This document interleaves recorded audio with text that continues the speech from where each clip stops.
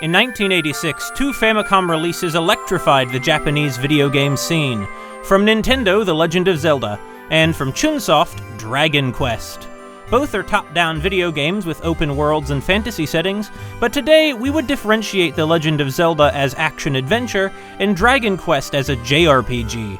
At the time, however, they blurred into the same primordial digital ooze, offering players a large world full of hours of combat and the occasional secret, where they could become a hero by saving everyone from a generic king of evil and maybe get a princess girlfriend, a welcome break from being a powerless child doomed to banal mediocrity in a horrifyingly unjust world whose complex problems can't be solved by eliminating any central archfiend. The Legend of Zelda and Dragon Quest expanded what a Famicom game could be as radically as Super Mario Bros. Did. Also, they made major bank. Both sold well over 1 million copies. And at the end of the day, isn't that what art is all about? Other developers wanted in on the action, including the arcade mainstay Namco, also one of the early adopters of the Famicom. Namco's Famicom development subsidiary, for some reason called Namcot, had been porting arcade games onto the system. Back then, these were likely the best versions of these games short of the genuine arcade hardware.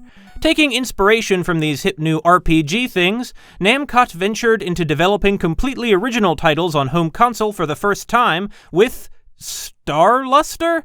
Okay, so Namcot's second ever original title on home console is Valkyrie no Bōken, Toki no Kagi Densetsu. That translates to The Adventure of Valkyrie, Key of Time Legend. There is almost no text, allowing this game to dodge the language barrier, but DVD translations renders the title as Valkyrie's Adventure, instead of The Adventure of Valkyrie. Either way, and in Japanese too, the title includes the word legend, so Valkyrie wears its influences on its sleeve. Namco must have wasted no time on this thing. It came out only 6 months after The Legend of Zelda. At the beginning, the player can customize their character's horoscope, blood type, and clothing color. The horoscope and blood type affect Valkyrie's starting stats and spells, and the amount of EXP required to level up. The color affects what color you'll wear, also what color the thief Zol will wear. Of course, I choose pink. Everything should be pink. No color scheme can make Valkyrie resemble the character depicted in Fuji Hiroshi's box art. Yeah, Valkyrie has a blonde braid, not a black bun. Apparently, the programmers designed the sprite art first and told Fuji to draw the character designs afterwards. The result was gorgeous character art almost unrecognizable in the crude graphics displayed in-game. At least in Dragon Quest, Toriyama-sensei's designs are recognizable during random encounters. This Valkyrie is a shield maiden from heaven, but otherwise has nothing in common with the Valkyries of Norse mythology. Since Japanese uses no articles, it's a little unclear whether the hero is a Valkyrie, or if her name is Valkyrie, or if she is a Valkyrie named Valkyrie. Marvel Land was once a peaceful country where different tribes lived together in balance with nature. Judging from all the cavemen and flying monkeys attacking Valkyrie, that's obviously changed. See the enormous clock tower ominously looming in the background? If I'm reading this storyline correctly, long ago the people of Marvel Land were immortal, living in a constant state of war over their limited land and resources. The devil Zona filled the people with hatred. Then the gods intervened, building that stone clock tower and sealing Zona inside. Using the key of time, the gods started the clock and thus time itself, ending the people's ageless lives and, by introducing death, forcing them to learn compassion. One day, a man, understandably, wanted to escape death. He climbed the clock tower and removed the key of time, screwing up the flow of time and freeing Zona, who took back the key and spread his demonic power across the world, ravaging all civilization and turning almost all the survivors evil like in the days before time. He sounds a bit like Zax from the Dizzy episode of Famicom Adventures. With Marvel Land in ruins, the fields gone fallow and the towns empty, Valkyrie, a child of the gods, descends from the heavens to seal Zona back inside the clock tower. You'd think that, as a heavenly warrior, Valkyrie would be unstoppable. Instead, she is a being of flesh and blood with little in the way of armor or equipment. Valkyrie touches down on Earth in Hajimari no Kuni, Country of Beginning, and the onslaught indeed begins. The Adventure of Valkyrie is an action RPG, but an RPG in the distorted Dragon Quest sense of having EXP shops, inns, and a fantasy setting, as opposed to the sense of an actual role-playing game. This is why the JRPG is a distinct genre from the RPG. The lower left corner displays the character's inventory. You can hold up to 8 items at a time, no more, regardless of their size. So you could carry 8 antidotes, or 7 antidotes and an entire sailing vessel. To the right of that is your current item and spell.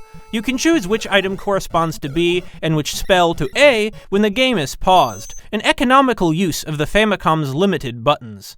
To the right of that is Valkyrie's health meter and, below it, the health meter of the most recent enemy she struck. To the right of that are 2 mysterious numbers. The lower one indicates the amount of money you have, apparently Marvel Land uses dollars, and the upper one is your current EXP. Of course, killing enemies gives you EXP, and touching the cartoon $ sacks they leave behind gives you more money, usually very little, but the money stacks up. Oh yeah, there's a day-night cycle, though Valkyrie never gets tired. Enemies are a bit tougher after dark. On the eastern side of the Country of Beginning, you'll find an inn that survived Zona's attack. Nobody is inside, but for some reason, sleeping in the bed drains money in direct proportion to how much HP it restores.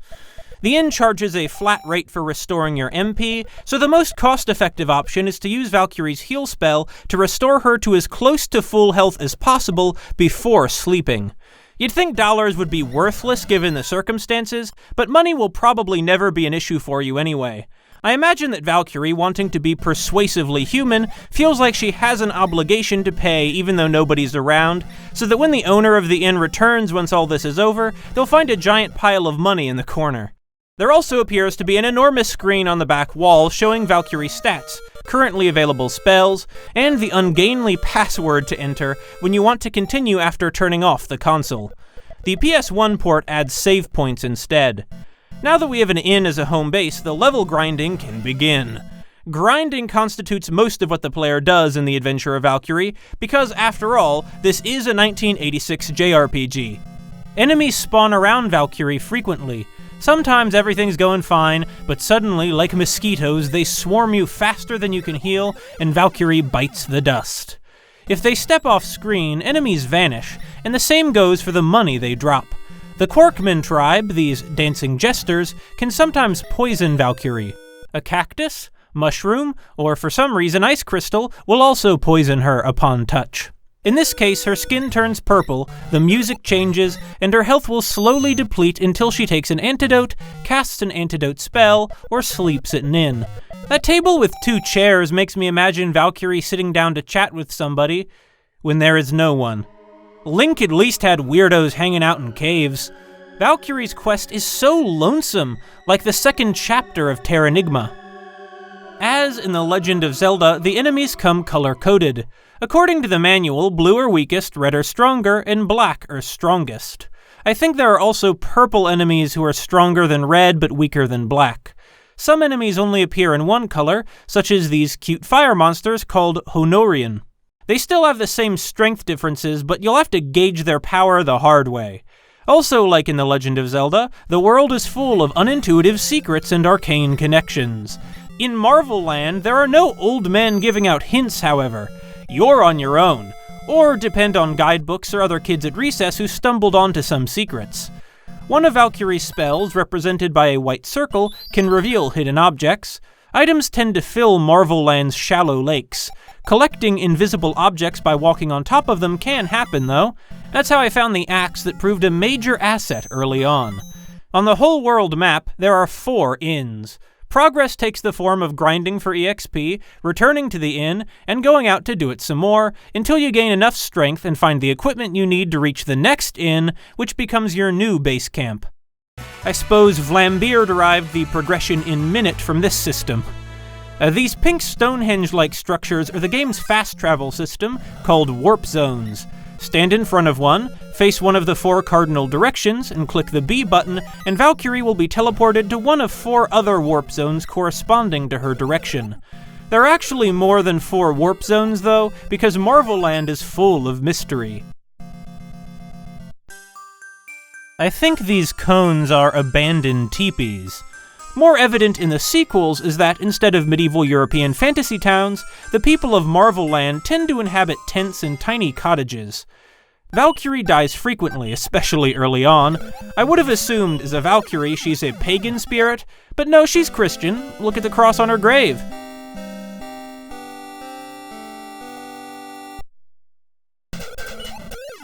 Die, die, die.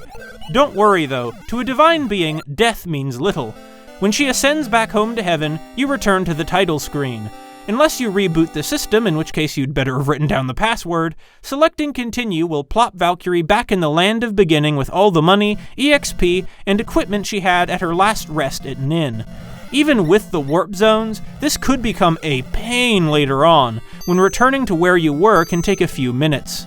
As in Dragon Quest and The Legend of Zelda, there are dark dungeons where you'll need a lamp to see better. Usually the player can navigate dungeons fine without a lamp, but some obstructions are invisible in the darkness.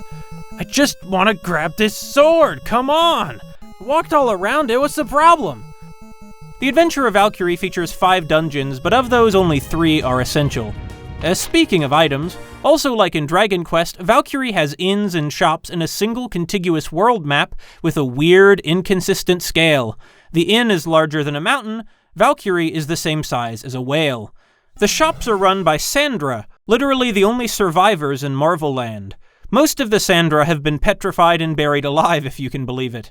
Not that they'll chat, though they do give commentary in the instruction booklet. This one is saying, "I'm up to the task of selling items." Checks out. A few islands also hide shops that sell rarer and hence pricier items. Valkyrie is strongly opposed to waste, so she won't just drop an item. Many items are limited use, but this can be an issue if you're in the field and need to pick up an object, but can't empty an inventory slot. The only way to clean Valkyrie's backpack is to sell things to a Sandra. The Sandra, or Sandora, are one of the tribes of Marvel Land, peaceful agriculturalists whose country lies in the endless desert that spans the eastern half of Afwa, the second continent you'll visit. I thought the Sandra were squishy gummy bear people, but they're actually covered in fur. The Valkyrie series later retconned the Sandra to live near the desert, but not in it. What baffles me is that these merchants are still charging Valkyrie money.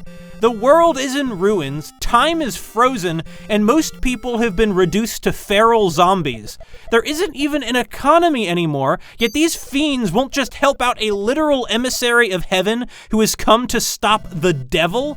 The hero from Soul Blazer would be outraged. Maybe these Sandra are evil after all. I guess Bōken was right. At least they're not charging nearly as much as the crooked chain-smoking merchant from the last action RPG I looked at, Esper Dream, which came out a year after Valkyrie.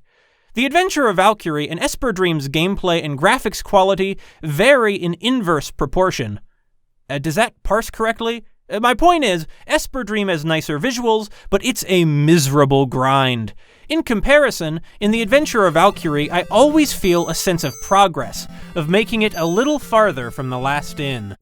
Unintuitive progression and all, Valkyrie's world seems more welcoming than anything in Esper Dream, where you're constantly trying to dodge the overwhelming enemy encounters that rip you out of the world and into an arena. In Valkyrie, all fights occur in the overworld, maintaining a stronger sense of place. The enemy spawns can be relentless, but I never had the sense of constant panic I felt in Esper Dream. The Legend of Zelda features a similarly post-apocalyptic medieval fantasy setting, but where Link wanders a craggy wasteland, Valkyrie mostly explores lush grasslands. It's much more pleasant to look at. The world is so huge that, like Mother and Fantastic Dizzy after it, the Adventure of Valkyrie included the fold-out map I've shown. Mother and Fantastic Dizzy's maps are almost useless, but this one is essential.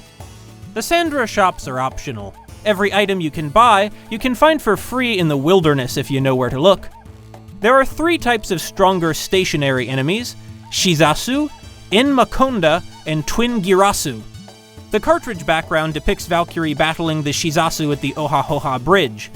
These are the only enemies that don't respawn, reappearing only after game overs. When slain, these enemies drop silver keys, which can be used to open locked doors or treasure chests. A silver key will last for 4 uses before vanishing. A gold key, though, you can use indefinitely. The easiest gold key to find is in this chest outside a ruined castle on the boot of the Country of Fortune. There's a tip for you. The Country of Fortune is quite mysterious. The map doesn't depict its interior. From the boot shape, I assume it's the Marvel Land equivalent of Italy. Stone heads line overgrown roads, remnants of the civilization that Zona destroyed. At night, the wilderness turns black as the dungeons, and it's easy to get stuck against trees or statues. To the southwest, Valkyrie can only reach the tip of the boot by navigating an invisible maze while the two-headed twin Girasu fires at her. This deadly monster is the strongest single enemy and returns as the first boss in the sequel. Once Valkyrie reaches the endless desert of the Sandra, her HP meter begins depleting from the searing environment. To protect herself, Valkyrie requires a mantle.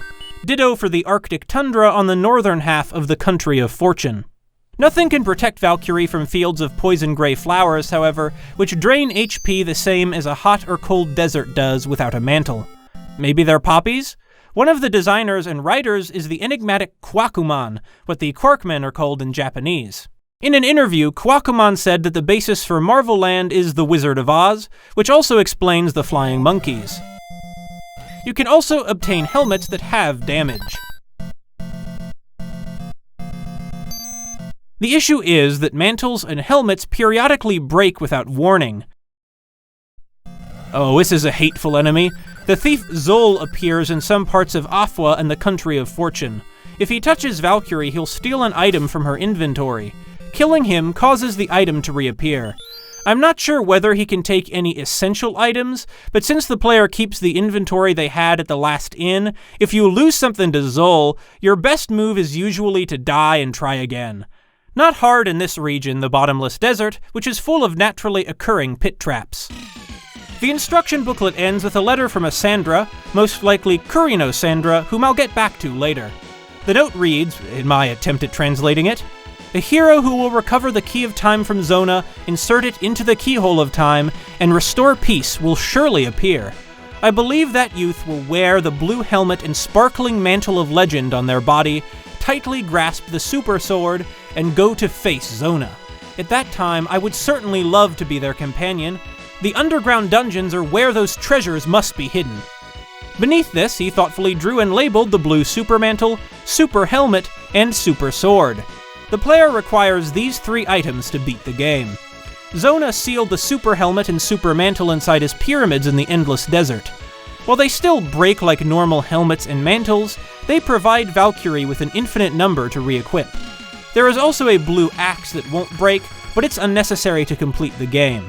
The super sword, meanwhile, lies deep inside the hidden castle Zona probably built from the clock tower.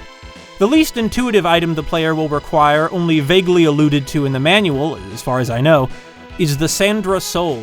If Valkyrie attempts to enter either of the pyramids, the image of a green Sandra will flicker above the doorway. The most common enemy encounter in this region are Black Sandra, bands of Sandra whom Zona has corrupted. SOS flashes across their backs.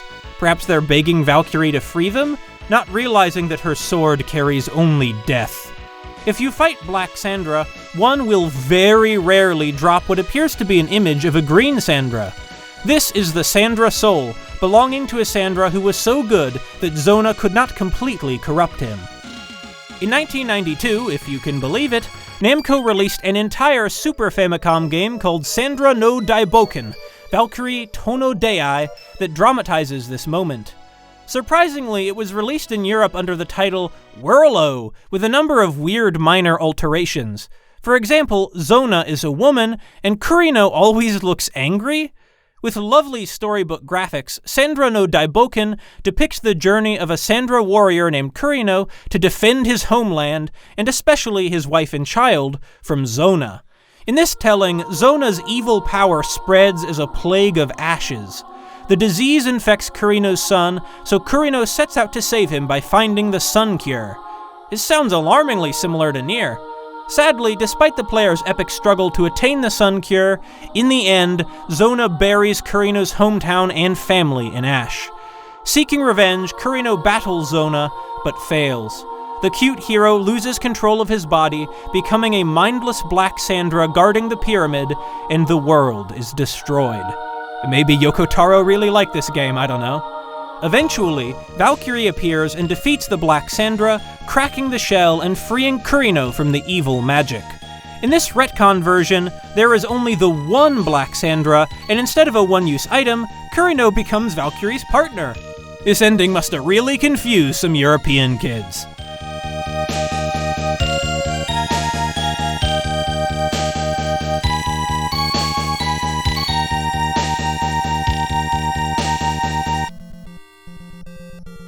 For some reason, these rat people called Tundra also sometimes drop a Sandra soul. The instruction booklet states they're allies of the Sandra, or maybe a type of Sandra. Use the Sandra soul outside a pyramid, and the good Sandra will run from the side of the screen to open the doors for Valkyrie. What's unintuitive is that you also need one of these to reinsert the Key of Time back into the clock tower. Otherwise, the key won't work, no explanation. The Super Sword, Super Helmet, and Super Mantle are explained in the instruction booklet. So, while a lot of people online will complain that Valkyrie is full of unintuitive challenges and there are no hints at all, actually there are hints, up until the mysterious Country of Fortune. People these days sometimes forget that video games back then came with instruction booklets that were intended to be read as part of the experience. But this Sandra item really isn't explained.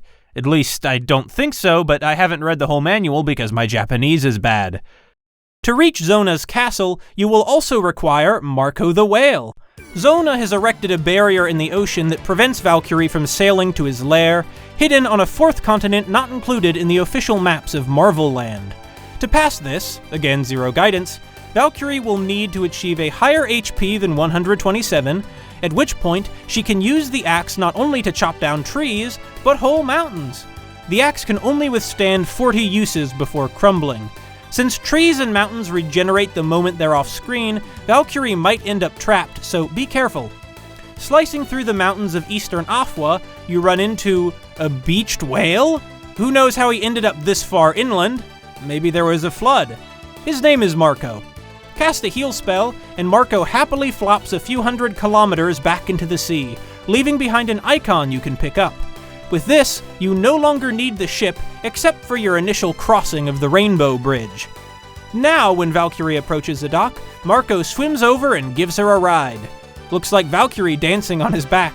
Whimsical moments like this really stand out.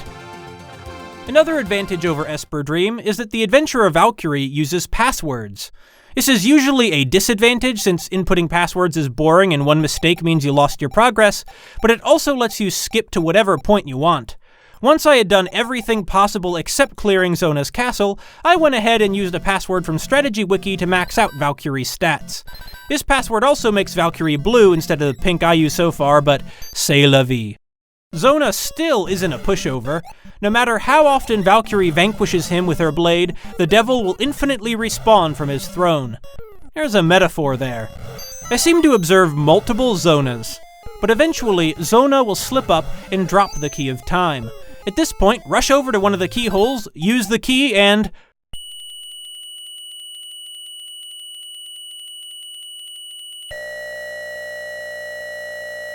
wow, how magical.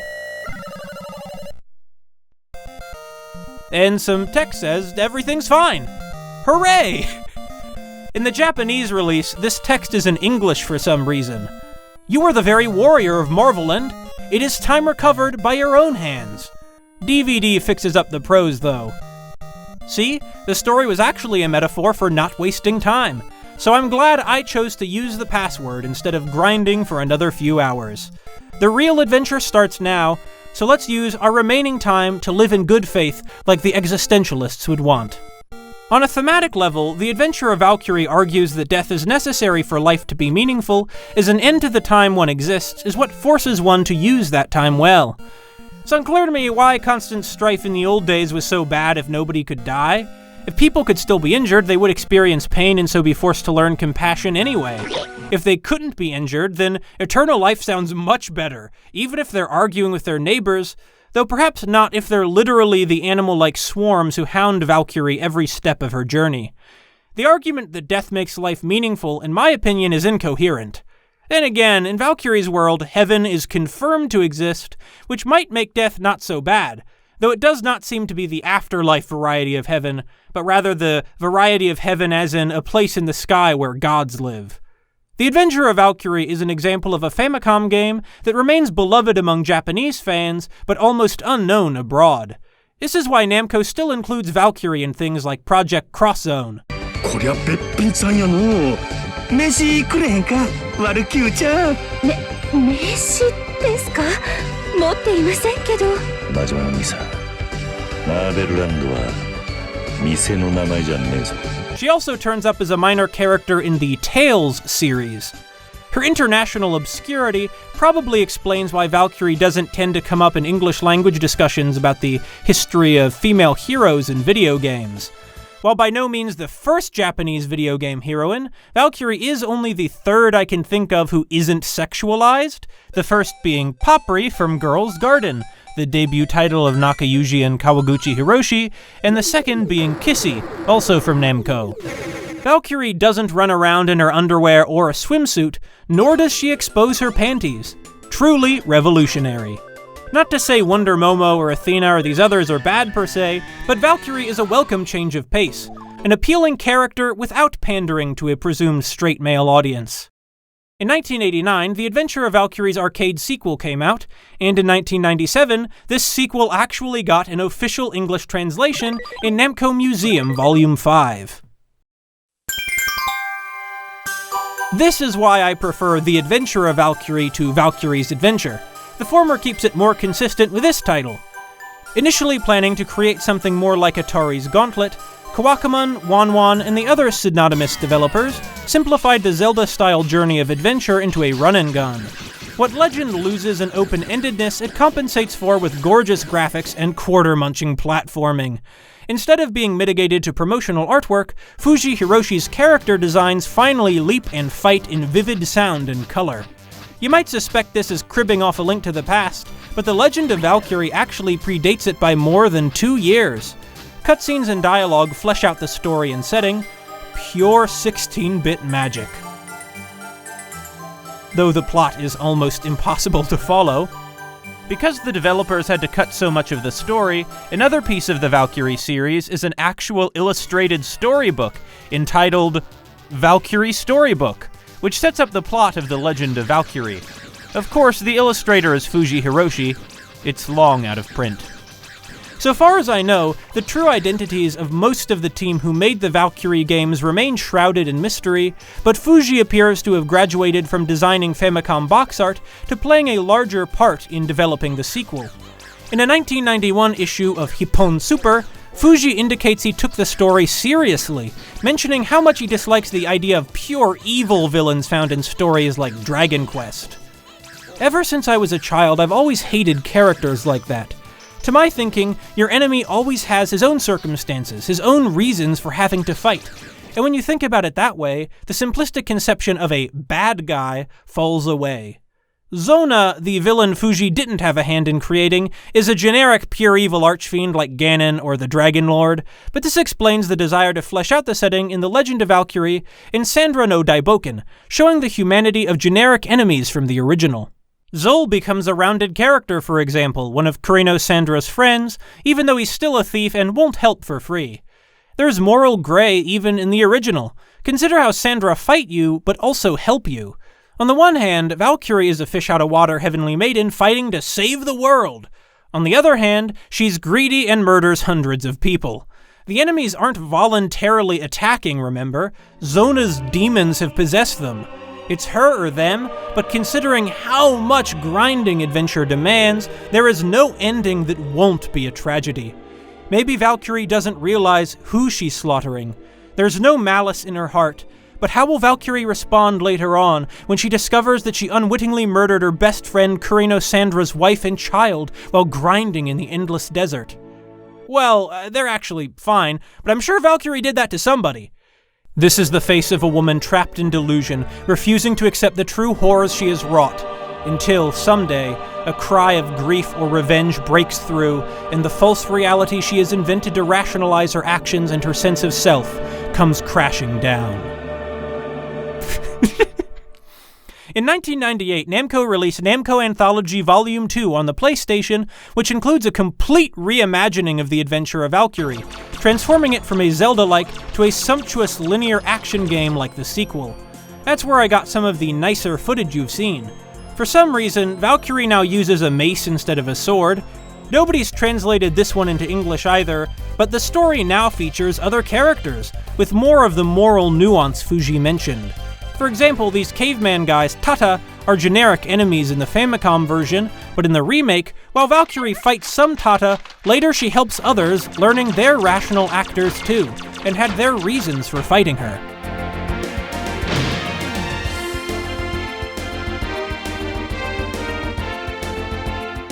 The combination of bizarre, grim conflict, happy music, and Famicom minimalism is mesmerizing and reminiscent of the Wizard of Oz's tone, at once nostalgic and disturbing. Not easy for a 1986 JRPG. There might already have been deeper explorations of Marvel Land. In 1996, Namco released a Valkyrie visual novel called Valkyrie no Densetsu Gaiden, Rosa no Bōken, but no English translation is forthcoming. あれは小悪魔。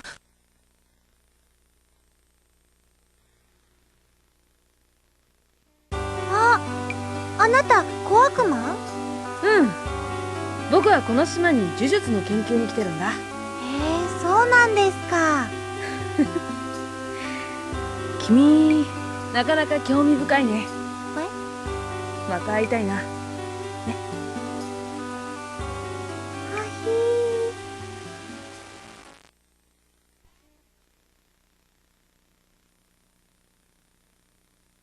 Fuji Hiroshi later wrote a 4-volume manga series about Valkyrie, published by Mag Garden in 2005 and 2006. The first 2 volumes are called The Birth of Valkyrie, and the last 2 The Glory of Valkyrie. The Japanese marketing favors this German spelling of Valkyrie, probably because if one pronounces the W like in English instead of in German, it's easier to say in Japanese, a language with no V sound. Of course, nobody translated the manga into English either. How tantalizing. At least Fuji has continued developing as an artist. His latest project is a manga entitled Mario Yakata no Chana, another story that stars a blonde girl navigating a magical world. Some of Fuji's older sci-fi stories appear to have been recently republished too, including Pandroid Eve, also starring a Valkyrie-like warrior. There were also 2 side-scrolling mobile games called Glory of Valkyrie, though I have no idea if they're connected to the manga. I expect these might have been completely lost because nobody influential enough to affect Bandai Namco cares about preserving video games. The unique setting and high quality of the adventure of Valkyrie elevate it from being a mere clone of The Legend of Zelda and Dragon Quest. Those 2 didn't emerge out of the ether, though. To international audiences, Namco's 1984 arcade maze game The Tower of Druaga is an obscurity. But like Valkyrie, the first installment of Namco's Babylonian Castle saga is a nostalgic favorite in Japan. The Tower of Druaga is more or less totally unplayable today because it has a social component. To survive the tower, the hero Gilgamesh has to find dozens of arbitrarily hidden objects. Using intuition to locate the arsenal of upgrades seems impossible, so the idea was that kids at the arcades would excitedly share the new secrets they haphazardly discovered. Through a communal effort, maybe one of them could defeat Druaga. Along with Hydlide, which came out the same year, the Tower of Druaga's top-down perspective and arsenal of hidden items inspired the streamlined secret hunting of The Legend of Zelda. Mix some Ultima and wizardry into the formula, and Dragon Quest emerges. Namco's The Adventure of Valkyrie is less a copycat then, and more an homage to one of the company's earlier creations, a standing on the shoulders of giants type situation. And if you'd like to stand on my shoulders, well, that's a weird transition, but look, you can like the video, you can comment and subscribe, and you can click the bell to be notified when I upload new stuff. You can follow me on Twitter. I'd appreciate it all. Next time on Famicom Adventures, less magic, more pop idols. Still a shadowy caped evil lord, however, and some magic.